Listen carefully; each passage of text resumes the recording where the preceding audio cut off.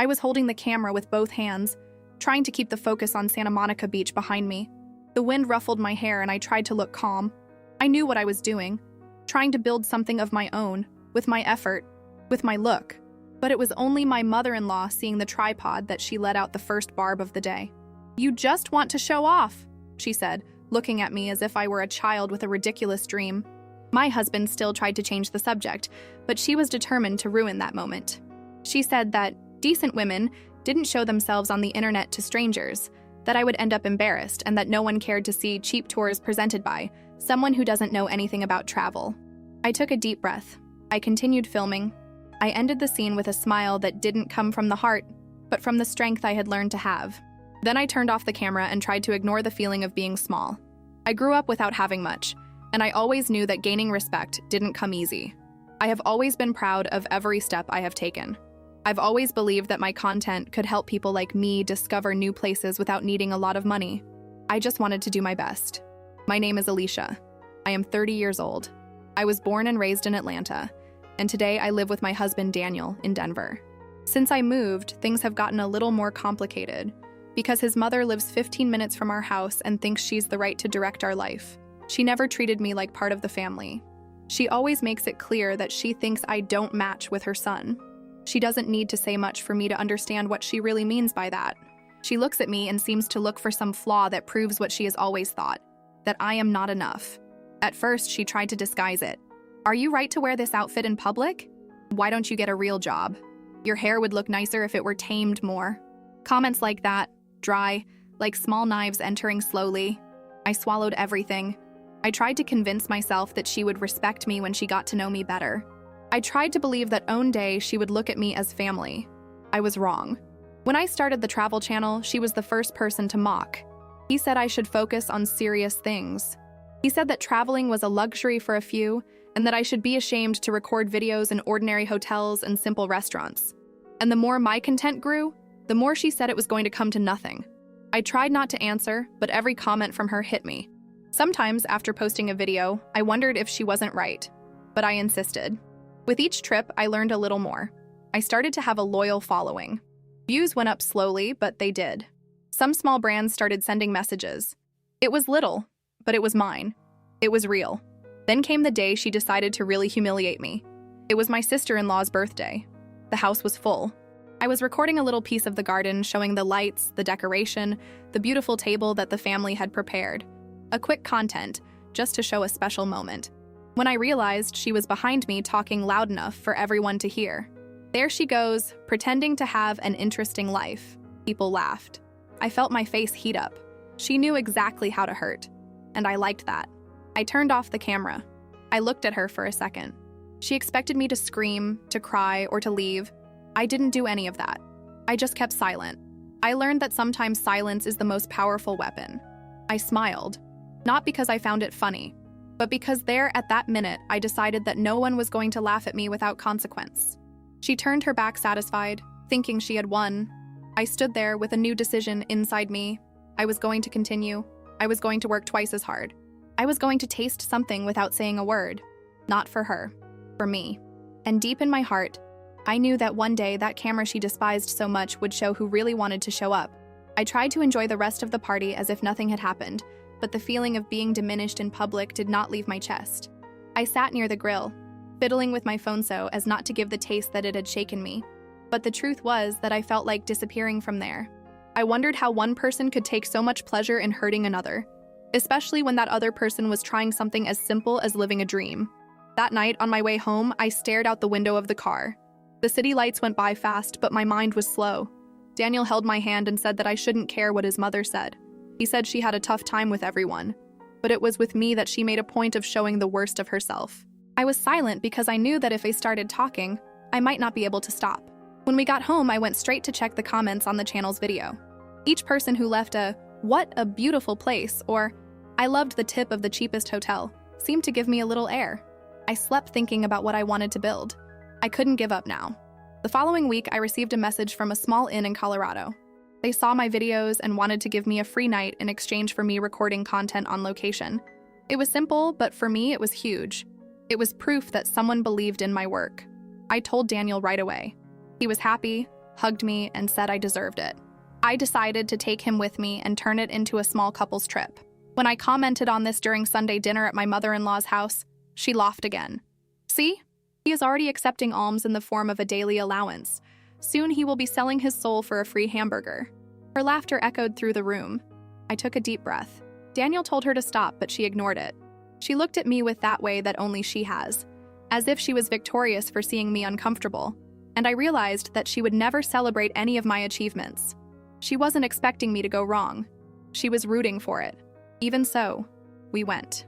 And it was wonderful. The place was simple, with a view of the mountains and a breakfast made by locals. I filmed everything carefully. I recorded the sunset reflecting on the stones. I recorded our smiles. I even recorded the little tips that I always try to leave for those who accompany me. I felt free. I felt whole. I felt good enough for all that. When we got back, I spent hours editing. I wanted that video to represent the best moment I was living. When I finally published it, I stood there staring at the screen, waiting for some response. The first views came small, as always. After a few hours, they grew more. The next morning, I opened my phone and froze for a few seconds. 10,000 views. I read and reread that number. It seemed like a dream. Daniel hugged me and we celebrated in the kitchen. I was radiant. Did I want to tell his mother-in-law? No. I didn't want to give the slightest satisfaction. But as she usually searches everything that can diminish me, I knew she would see. And I also knew that she would make some criticism without thinking twice. But it happened differently. When we went to lunch the following Sunday, she was already standing at the door with her cell phone in her hand. My video was open. I thought she was going to make some cruel comment. But no. She came in a sweeter voice than I had ever heard from her. I saw your little video. A lot of people watching, huh? I noticed that she tried to look proud, but couldn't hide the discomfort in her eyes. She didn't expect me to grow up. In the following days, new followers began to arrive. Comments saying they loved seeing a black couple traveling without ostentation. A girl told me that she never had the courage to travel, but that now she was going to save money to do something similar.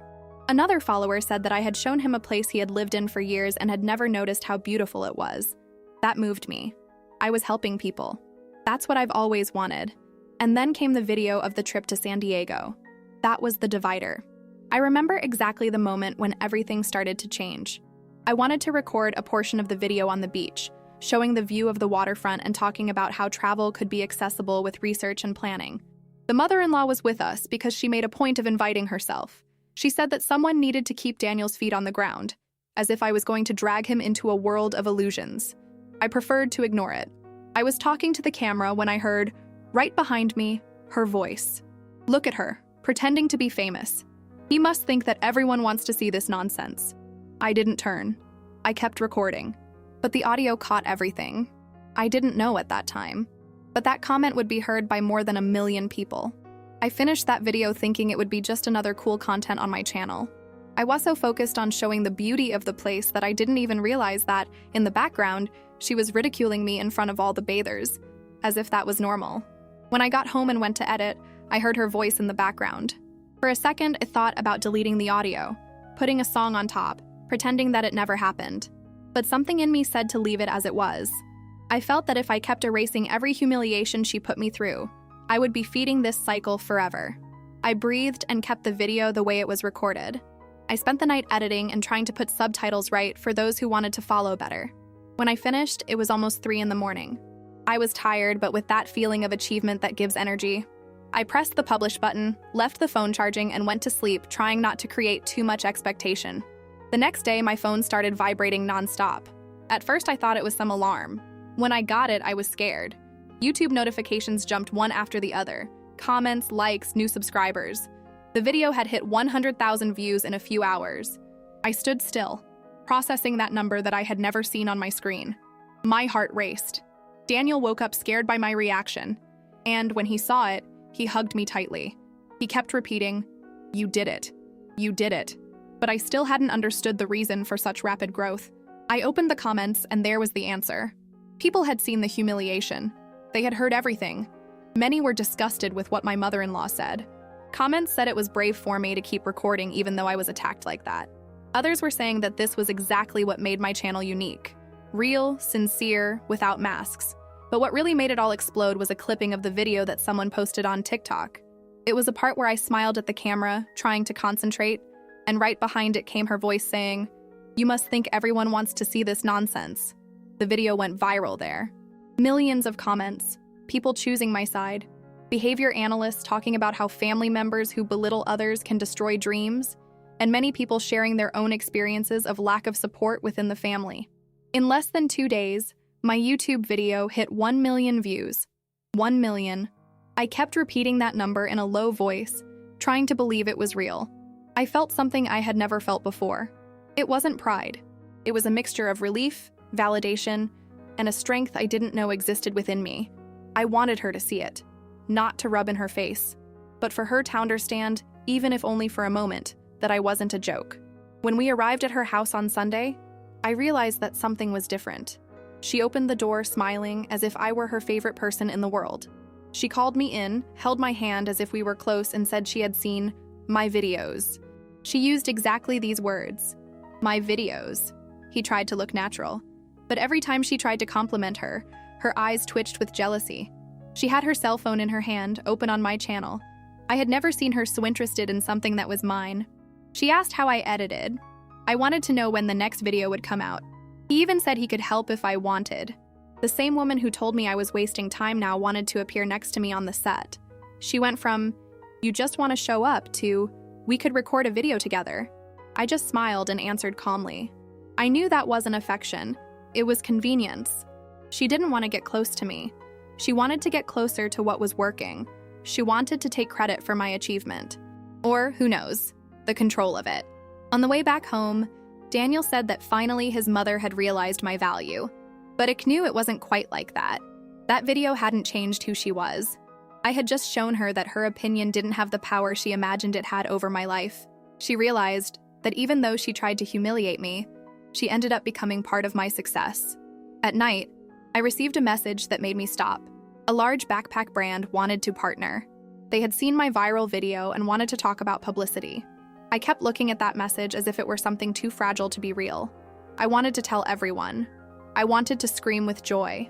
But at the same time, a part of me wanted to keep this moment to myself and to those who really believed from the beginning. I went to sleep smiling. For the first time in a long time, I felt that I was exactly where I was supposed to be. And then I realized that that humiliation she tried to use against me had become the fuel for the biggest leap of my life. But that was still just the beginning. I woke up the next day with more notifications. The video kept growing, more than 2 million views. The backpack brand had already responded by confirming the contract. I was going to receive money for the first time with my work on the channel. I sat on the bed, put my hands on my face, and breathed slowly. So much happened fast. I wanted to enjoy it, celebrate, but at the same time I was afraid. Fear that it would all end the same way it started, suddenly. But when I looked in the mirror, I saw myself differently. I saw myself capable. Daniel was already preparing coffee when I went downstairs. He looked at me smiling, proud, as if he was looking at someone who had fulfilled a dream that seemed too far away. We talked about the partnership, about ideas for future videos. He said he wanted to see me go much further. That gave me confidence. I've always had strength, but sometimes we just need someone to see it too. It was on that same day that my mother-in-law called, and what she said surprised me. She wanted to accompany me on a recording. He said it would be an honor to appear in the video that so many people were seeing. Her voice was too sweet, too forced. I felt something strange in that proposal. I knew she didn't want to be part of my life. She wanted to participate in my success. I took a deep breath, thanked him for the offer, and said that this video would just be me and Daniel. She was mute for a few seconds. Then he let out a short giggle and said that it was okay. But I knew it wasn't right for her at all. In the following days, she began to appear with different speeches. I told everyone that I always believed in me, that she knew I was going to grow up. She said this in front of the others, with a face of pride that did not match all the previous humiliations. The falsehood was so great that even Daniel noticed. He tried to talk to her, but she replied that she was just trying to improve her relationship with me. But when no one was looking, she remained the same. Small poisoned comments. You were only successful because people like to see other people's tragedy. If I hadn't spoken that day, no one would have seen your video. Fame is dangerous, see? You're going to end up getting lost. She said these things while smiling with all her teeth bared. I didn't answer. I just watched. The brand's invitation required me to film a new trip. I was so happy that I could hardly stop planning. I researched routes, places, stories to tell. I wanted this new video to be special. I wanted it to be the beginning of a new phase. I chose New York, a place I've always dreamed of showing. Multicultural, giant, full of possibilities. It was perfect to mark my first official job as a travel content creator. When I told her, my mother-in-law's eyes lit up, but not with happiness. It was a glimmer of ambition. She said she was going along. He didn't ask. He only said. I said it was a professional trip and that I needed to focus on recording. She frowned and said that as a family, she had the right to be there for the important moments. I stood firm. He said it would not be possible. She got up angrily and left without saying anything else. The truth is that at that moment, I felt that something had definitely changed between us. Before, she despised me. Now, she envied me. The New York video was a beautiful experience.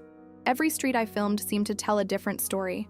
I spoke to the camera more confidently. I knew what I was capable of. Daniel helped me with the tripod, with the panoramic takes, with the audio. Well offed, ate in new places, and celebrated what was being born there among our dreams. When the video was published, the response was huge. The followers were happy for me.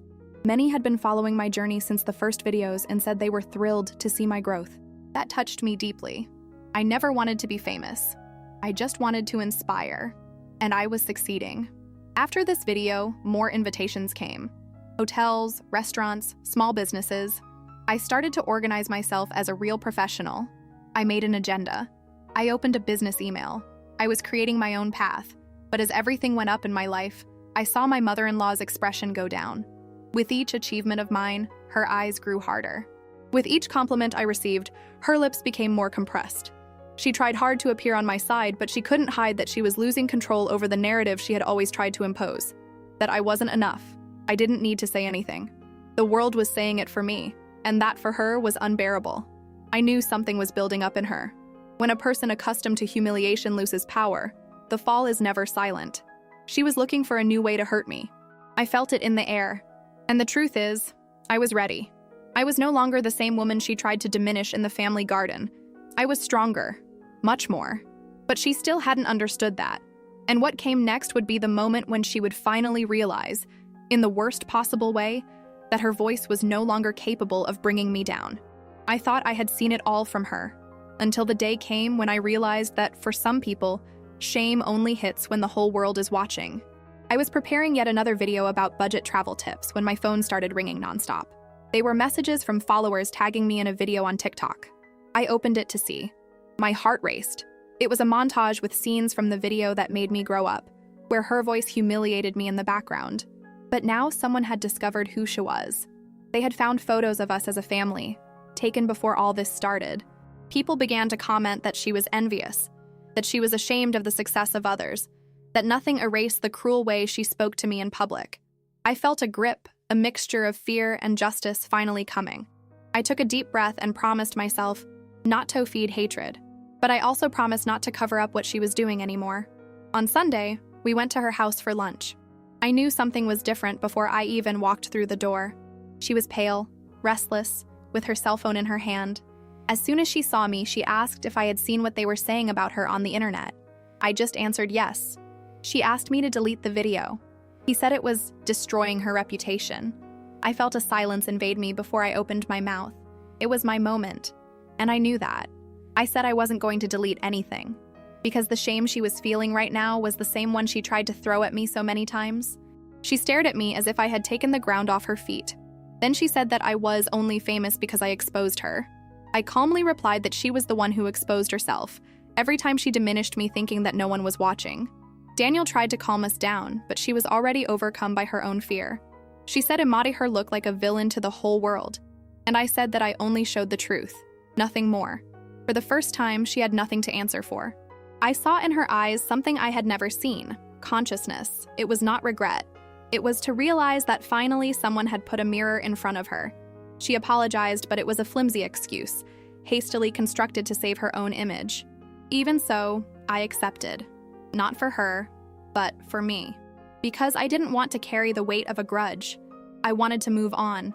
When we drove away, I sat in the car, took a deep breath, and looked out the window. I thought about every time she made me doubt myself, every time I felt small, and how I was there today, bigger than anything she had tried to make me believe. I returned home and opened the computer to work on the next travel itinerary.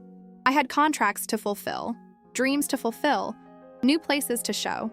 Life was calling me, and I wasn't going to get stuck in old wounds. Success had not erased what I went through, but it had shown me an important truth. No one can diminish someone who has already learned their own size. Today, when I look at that camera that she despised so many times, I know that I don't want to appear. I want to exist with all that I am.